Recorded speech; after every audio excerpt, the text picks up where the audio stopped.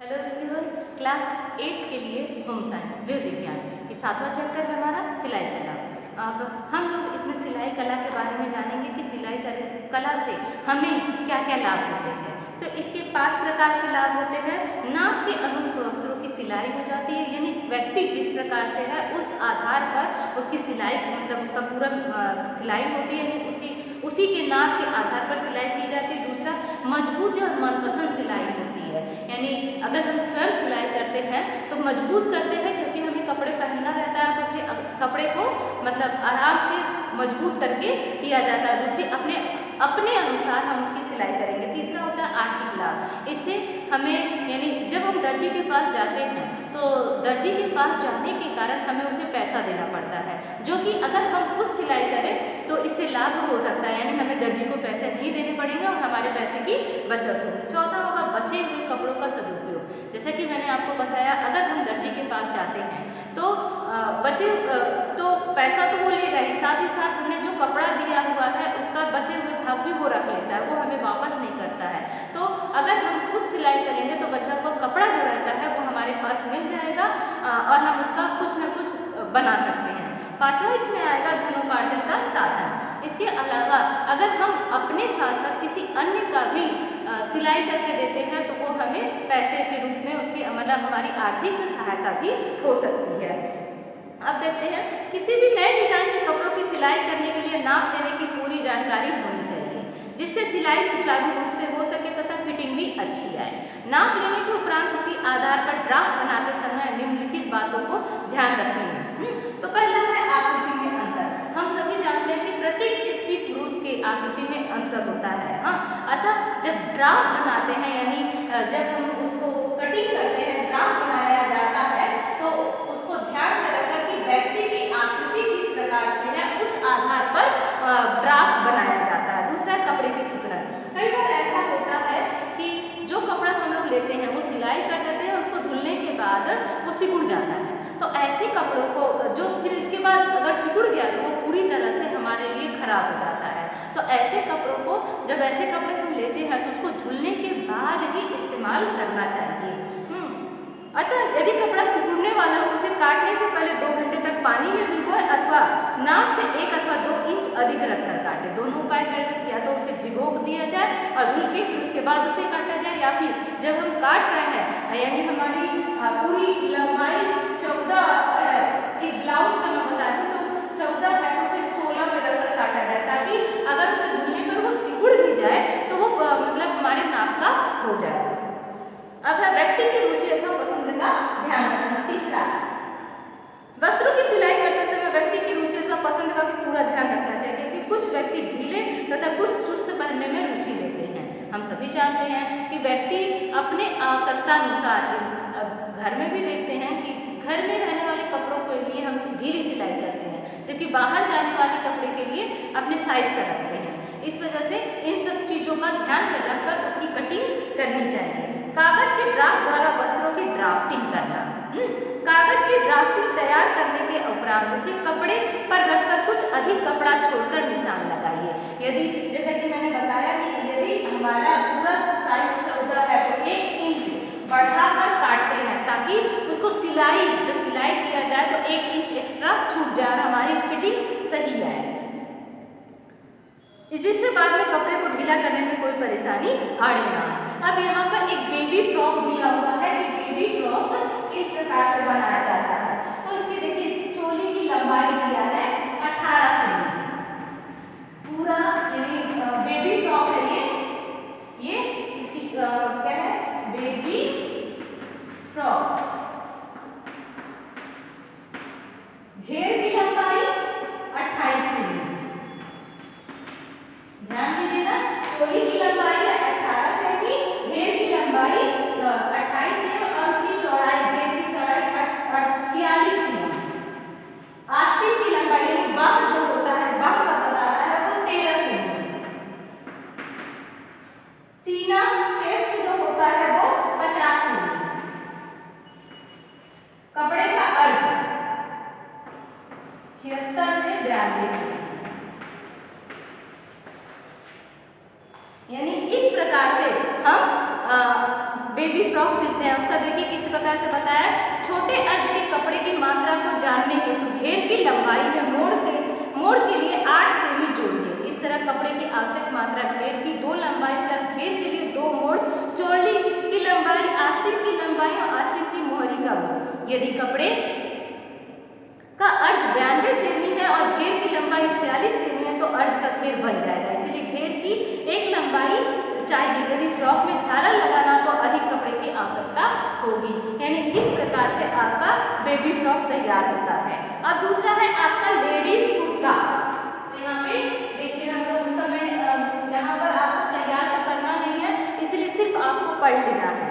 हाँ, और आप अपनी उत्तर पुस्तिका में देखकर अगर इसे बनाना चाहते हैं तो जब आपकी कॉपी चेकिंग के लिए आप आएंगे तो अखबार न्यूज़पेपर लेकर आइएगा ताकि मैं आपको आसानी से उसमें बता सकूं।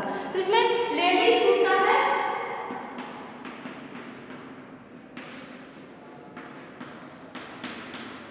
इसमें लंबाई पूरा होगा 102 सेमी, चेस्ट होगा 82 सेमी, कंधा 34 सेमी, कमर 80, आस्तीन 15। या आप अपनी आवश्यकता के अनुसार इसे बड़ा छोटा कर सकते हैं, यानी जैसे आपको पसंद है उसके आधार पर। अब आस्तीन की मोहरी 22 सेमी, एक तो पूरी लंबाई प्लस 3 सेमी मोड़ने के लिए 150 सेमी, एक दिन कंधे का, एक तो 17 सेमी।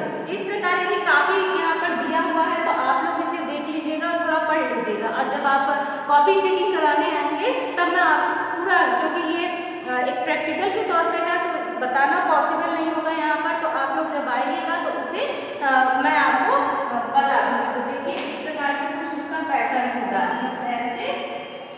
इस तरह से ये आपका कमर यहाँ से होगा, ये ऐसे बना, यहाँ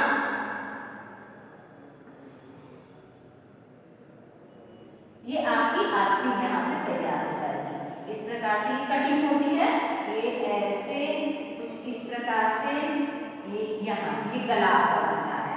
हाँ, इस प्रकार से आपकी ड्राफ्टिंग होती है और ये बनाया जाता है। अब आस्तीन है, आस्तीन की लंबाई, तो इसे पूरा कपड़ा इस तरह से लिया जाता है, तो यहाँ से पूरा टोटल 1 इंच मोड़ने के लिए, फिर उसके बाद टोटल इसके बाद 6, यानी आप अपनी लंबाई के अनुसार कर सकते हैं। लेने के बाद यहाँ से 3 लेंगे, जिधर से कपड़ा फोल्ड किया जाता है वहां से 3 लेने के बाद इस प्रकार से कुछ ऐसा, एक ऐसा और फिर ये ऐसा निकल आता है, इसकी कटिंग कर दिया जाता है और आपका तैयार बन जाता है। लेकिन इस चीज को ध्यान रखिएगा कि ये जो कटिंग की जाती है वो फोल्डिंग, यानी इस तरह से खुला रहता है और ये फोल्ड रहता है, कभी भी तो 4 टुकड़े आपके आस्तीन के आ जाएंगे।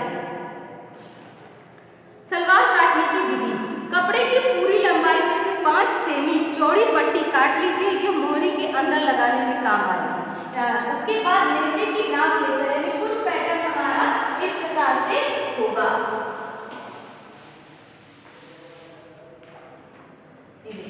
5 सेमी नेफे के लिए यहाँ पे बनता है, फिर उसके बाद यहाँ से आपका लंबाई मियानी के लिए जाता है, फिर ये कटता है यहाँ पर आपका लंबाई, फिर ये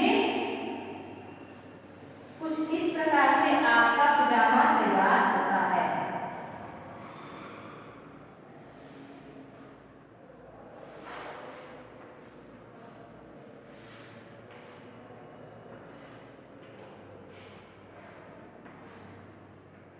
तो ये आपका सलवार काटने की विधि होती है। तो मैंने कहा है ना आपको, जब आप आएंगे तो इसे पूरी डिटेल्स में आपको समझाया जाएगा। हेलो एवरीवन, क्लास 8 के लिए होम साइंस 7वां चैप्टर है ये हमारा, सिलाई कला। तो हम लोग सिलाई मशीन के बारे में जाने, इसके पहले हमने मेजरमेंट के बारे में जाना था कि किस तरह से उसकी कटाई की जाती है। अब हम सिलाई मशीन की देखरेख के बारे में जानेंगे। तो देखिए, और जब इसे पढ़ेंगे आप तो सिलाई मशीन का चित्र बना लीजिएगा।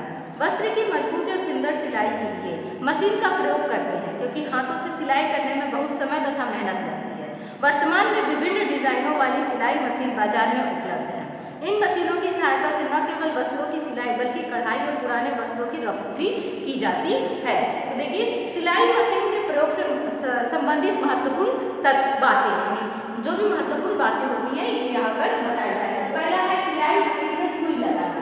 तो उसके लिए क्या किया जाता है, नीडल बार को ऊपर उठाकर, जब हम लोग सिलाई करते हैं तो एक हिस्सा होता है जहाँ से सिलाई होती है जो कि ऊपर नीचे होता रहता है, हाँ, तो उसी को देखिएगा तो वो जो रहता है उसको ऊपर उठाकर उसमें जो सुई का रहता है एक तरफ देखिएगा उसका चिपटा हिस्सा रहता है, उस चिपटे हिस्से को सुई में, मतलब ये चिपटा हिस्सा है तो इसी तरफ सुई लगा दिया जाता है। इस प्रकार से खड़ा लगाकर उसे पेच, वहाँ पे पेच रहता है उसको टाइट कर दिया जाता है और सिलाई तब किया जाता है। अगर धागा उसमें एक बार ट्राई कर लिया जाता है कि धागा डालने से अगर वो बार बार टूट रहा है तो आपकी सुई प्रॉपर नहीं लगी हुई है, इसीलिए उसे फिर से ठीक प्रकार से लगाना रहता है, इसकी यही पहचान होती है। देखिए यहाँ पर क्या दिया हुआ है, नीडल बार को ऊपर उठाकर नीडल क्लैप के पेच को ढीला करते हैं, यानी वो जो पेच रहता है वहाँ पर उसे ढीला करते हैं। सुई को बाएं हाथ से पकड़कर नीडल बार के अंदर, यानी सुई को बाएं हाथ से पकड़कर नीडल बार के अंदर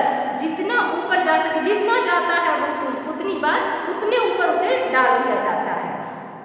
ध्यान रहे कि सुई की मोटी ओर का चपटा भाग क्लैप के पेच की ओर रहे, जैसा कि मैंने आपको बताया है, यानी जिधर से आपका पेच रहता है उधर ही आपका ये जो चिपटा हिस्सा है उधर ही होना चाहिए, और तब उसे प्रवेश करके उसे टाइट कर दे, पेच को अच्छी तरह कस लेते हैं। अब प्रेशर फुट का दबाव ठीक करना, दूसरा है आपका प्रेशर फुट का दबाव ठीक करना। सिलाई मशीन में प्रेशर फुट के दबाव के कपड़ों की मोटाई के अनुसार बदलते हैं। मोटे कपड़ों को सिलते समय प्रेशर बार रेगुलेटिंग स्क्रू को थोड़ा सा ढीला कर देते हैं, एक रहता है उसी को ढीला टाइट किया जाता है कि जैसा वस्त्र है उसके आधार पर उसको कम या ज़्यादा किया जाता है, जबकि पतले कपड़े सिलते समय इस स्क्रू को थोड़ा सा कस देते हैं। बॉबिन में धागा भरना, फ्लाइंग व्हील में पहले तो क्या हम लोग मम्मी के ज़माने की बात करें तो क्या करते थे वो लोग कि आमतौर पर लेकर हाथ से लपेट लेती थी, लेकिन अब सिलाई मशीन में ही उसमें एक आता है और उसी के प्रॉपर उसी से सिलाई मशीन चलाकर उसे बॉबिन केस भर दिया जाता है। फ्लाइंग व्हील में लगे बड़े पेच को ढीला कर देते हैं, वहीं पर रहता है उसको ढीला कर दिया जाता है और उसी में बॉबिन, जो बॉबिन रहता है उसको अंदर डाल दिया जाता है, केस नहीं बॉबिन, हाँ, बॉबिन को थोड़ा सा धागा लपेट कर 2-3 राउंड लगा दिया जाता है, बॉबिन को बॉबिन बाइंडर में डाल देते हैं, वहाँ जो रहता है उसमें डाल देते हैं, तेजी से व्हील चलाकर, यानी सिलाई मशीन तेजी से चलाकर बॉबिन में धागा भर लेते हैं। ये जो प्रक्रिया जो बताया जा रहा है कि छोटी सी और मशीन, एक्स्ट्रा मशीन हम लोगों की मशीन में जुड़ी होती है, जिस तरफ हमारा हाथ जो व्हील रहता है ना उस तरफ। बॉबिन केस में बॉबिन डालना, अब एक बॉबिन होता है और एक बॉबिन केस होता है, यानी बॉबिन जिसमें धागा भरा जाता है, बॉबिन केस यानी बॉबिन जो रहता है उसके अंदर डालना।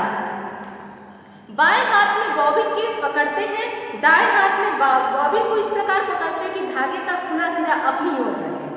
इस अवस्था में बॉबिन को बॉबिन केस में डाल देते हैं। अब लटकते हुए धागे को, यानी उसमें एक छिद्र होता है लंबा सा, हाँ, तो उसका एक धागा एक और अपनी तरफ लेकर उस छिद्र से बाहर निकाल दिया जाता है, लंबा सा रहता है और उसको खींच लिया जाता है। इस प्रकार से वो बॉबिन केस उसमें पड़ता है। बॉबिन केस को मशीन की बॉडी में लगाना, प्रेशर फुट को उठाकर सुई को ऊपर कर देते हैं। हाँ, इस चीज़ को ध्यान रखते हैं कि जब भी बॉबिन केस को मशीन में डाला जाता है तो सुई का जो निडल रहता है वो नीचे की तरफ ना रहे, ऊपर उठा रहे, तभी वो बॉबिन केस से मशीन में जाएगा, वरना नहीं जाएगा।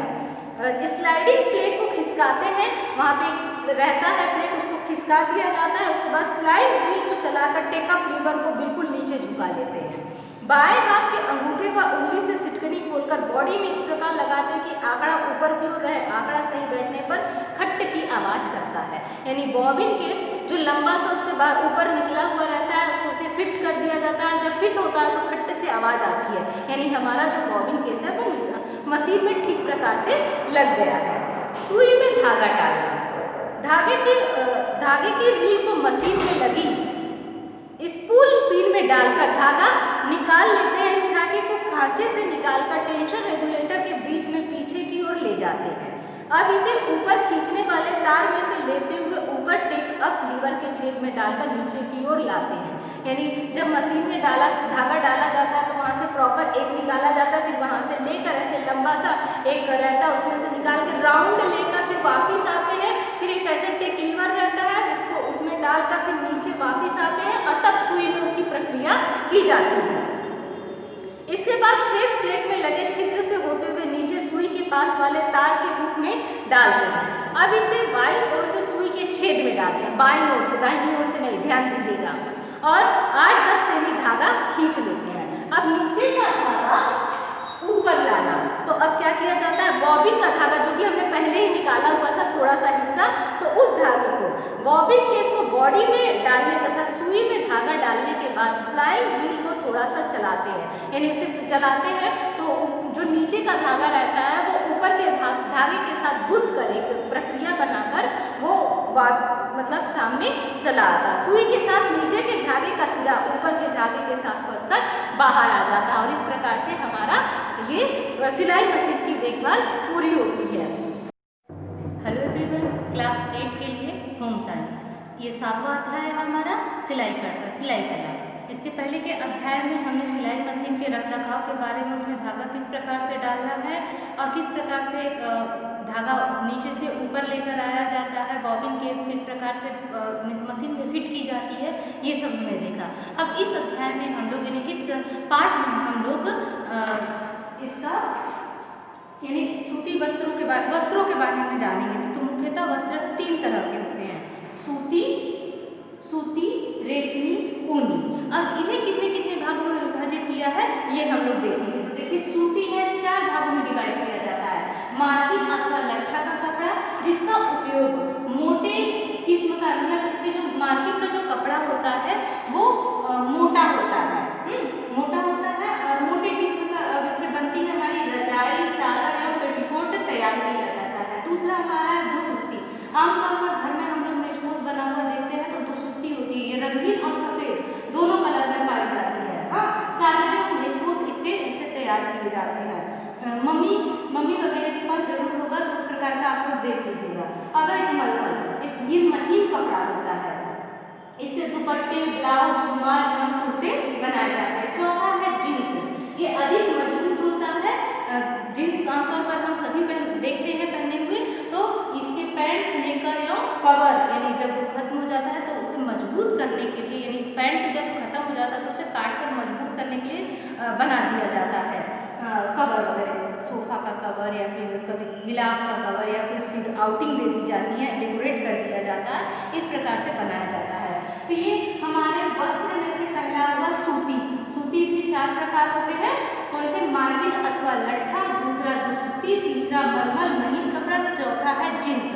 अब हम लोग आते हैं कि वस्त्र के दूसरा जो प्रकार है यानी रेशमी, उसके कौन कौन से भाग है। तो देखिए, इसके 3 भाग है, सिल्क, साटन तथा मखमल। हाँ, तो सिल्क जो कपड़ा होता है वो कोमल तथा मुलायम वस्त्र होते हैं। हाँ, इसकी साड़ियाँ, ब्लाउज, कुर्ते इत्यादि बनते हैं। और दूसरा आता है साटन, चिकना तथा गफ होता है। इसके साटन ये चिकना होता है, आमतौर पर इसका बॉर्डर बनाने के लिए हम लोग इस्तेमाल करते हैं। चौथा है मखमल, ये साटन की तरह ही होता है लेकिन ये रोएदार होता है, रोए होते हैं, इसमें रोए लगे हुए होते हैं, मतलब उसी के ऊपर रहता है। और इसका आमतौर पर इसमें रजाई तथा तकियों के गिलाफ बनाए जाते हैं ताकि वो आकर्षक दिखे। अब तीसरा हमारा है ऊनी वस्त्र। तो ऊनी वस्त्र में सिर्फ 2 प्रकार है, ट्विड और सर्ज। तो ये मोटे गर्म धागों से बनता है। हाँ, और दूसरा है हमारा सर्ज, मुलायम एवं महंगा कपड़ा होता है। तो इस प्रकार से हमारा ये अध्याय समाप्त होता है, लेकिन हम लोग इसको फिर से एक बार रिवीजन कर लेते हैं। तो आइए देखते हैं कि वस्त्र के कितने प्रकार हैं। तो वस्त्र के कितने प्रकार है, 3, ध्यान दीजिएगा, वस्त्र के कितने प्रकार है, 3, सूती, देखिए दिया ना, सूती, रेशमी और ऊनी।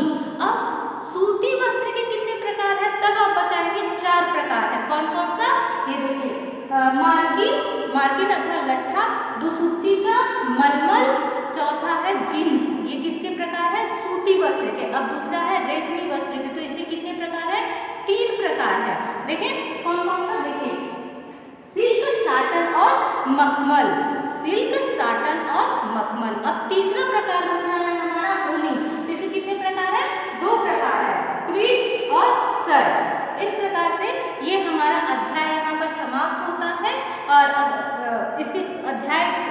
अध्याय के प्रश्नोत्तर मैं आपको अगले वीडियो। कक्षा 8 के लिए गृह विज्ञान, ये अध्याय 7वां है हमारा, सिलाई कला। इसके पहले की वीडियो में मैंने आपको सारा अध्याय पढ़ा दिया है। अब यहाँ आपको प्रश्न उत्तर बताए जाएंगे। तो देखिए, पहला प्रश्न है, प्रश्न 1, सिलाई का ज्ञान होना क्यों आवश्यक है? तो उत्तर है, सिलाई का ज्ञान होना आवश्यक है क्योंकि इसके द्वारा गृहिणियाँ घर पर ही डिज़ाइनदार वस्त्र बना सकती हैं। इससे मनपसंद वस्त्रों के साथ साथ पैसे की बचत भी होती है। अब प्रश्न दूसरा है, घर पर सिलाई करने से क्या लाभ होते हैं? तो घर पर सिलाई करने से निम्न लाभ होते हैं। पहला, पैसों की बचत होती है। दूसरा, मनपसंद वस्त्र तैयार किए जा सकते हैं। तीसरा, बार बार दर्जी के चक्कर नहीं काटने पड़ते, अतः समय की भी बचत होती है। अब प्रश्न तीसरा, कपड़े पर ड्राफ्टिंग करते समय किन किन बातों का ध्यान रखना चाहिए? ड्राफ्ट बनाते समय निम्न बातों का ध्यान रखना चाहिए: आकृति में अंतर, कपड़े की सिकुड़न, व्यक्ति की रुचि अथवा पसंद, कागज के वस्त्रों द्वारा वस्त्रों पर ड्राफ्टिंग करना आदि। चौथा है, सिलाई मशीन से क्या लाभ होता है? तो सिलाई मशीन से लाभ, सुंदर अथवा आकर्षक पोशाकें बनाई जा सकती है। दूसरा, कम मेहनत तथा कम समय में वस्त्र सिले जा सकते हैं। तीसरा, कटाई की जा सकती है एवं पुराने वस्त्रों को रफू भी कर सकते हैं। प्रश्न 5वां, सिलाई मशीन की देखभाल कैसे करेंगे? सिलाई मशीन की देखभाल, तो देखिए, कभी कभी एग्ज़ाम में सिलाई मशीन का चित्र भी बनाने को आ जाता है, तो आप इस तरह से ये वाला पूरा पोर्शन बना लेंगे, पूरा अपनी कॉपी में पूरा बना लेंगे। तो देखिए, सिलाई मशीन की देखभाल, सिलाई मशीन को धूल, मिट्टी आदि से बचाकर रखने के लिए हमेशा ढककर रखना चाहिए। इसकी नियमित रूप से सफाई करते रहना चाहिए। वर्ष में एक बार इसके सभी पुर्जों को खोलकर मिट्टी के तेल से अवश्य साफ करना चाहिए। ऐसा करने से मशीन हल्की चलती है। तेल देते समय नीडल बार को ऊंचा उठा लेना चाहिए। मशीन में तेल हर सप्ताह देना आवश्यक होता है। ऐसा न किए जाने पर मशीन के पुर्जे घिसने लगेंगे। तेल मशीन पर लगे संकेत चिन्हों वाले स्थानों पर डालें। वस्त्र कितने प्रकार के होते हैं? तो देखिए, ये अभी पढ़ाया गया था आपको। तो वस्त्र मुख्यतः 3 प्रकार के होते हैं: सूती वस्त्र, रेशमी वस्त्र, ऊनी वस्त्र। रेशमी वस्त्र कितने प्रकार के होते हैं? तो 3 प्रकार के होते हैं: सिल्क, साटन और मखमल। ये छोड़ दीजिए। अब यहाँ इस पाठ के अन्य महत्वपूर्ण प्रश्न और उनके उत्तर। मार्किन या लट्ठा क्या है? हाँ, तो हमने सूती वस्त्र में देखा था, तो सूती वस्त्र का ये एक प्रकार है। मार्किन या लट्ठा मोटे किस्म के सूती कपड़े को कहते हैं। चादर, रजाई का गिलाफ या पेटीकोट आदि बनाने में काम आता है। प्रश्न दूसरा, ऊनी वस्त्र कितने प्रकार के होते हैं? तो ऊनी वस्त्र 2 प्रकार के होते हैं: ट्वीड और सर्ज। रिक्त स्थानों की पूर्ति करें। पहला है, ऊनी वस्त्रों का प्रयोग, देखिए शीत, जो मोटे अक्षर में लिखा है वही आपका रिक्त स्थान है, शीत ऋतु में करते हैं। तेल देते समय नीडल बार को ऊंचा कर लेना चाहिए, तो यहाँ नीडल बार आपका रिक्त स्थान है। हाथ, तो ये रिक्त स्थान से वस्त्र सिलने में काफ़ी समय लगता है। प्रश्न चौथा है, यहाँ सही वाक्य के सामने सही तथा गलत वाक्य के सामने गलत का चिन्ह लगाएं। चिन्ह लगाकर, पहला, सिलाई मशीन एक महत्वपूर्ण उपकरण है, तो सही। वस्त्र 3 प्रकार के होते हैं, तो ये भी सही है। मलमल अत्यंत मोटा कपड़ा है, तो ये गलत होगा। तो यहाँ आपका अध्याय 7वां खत्म होता है।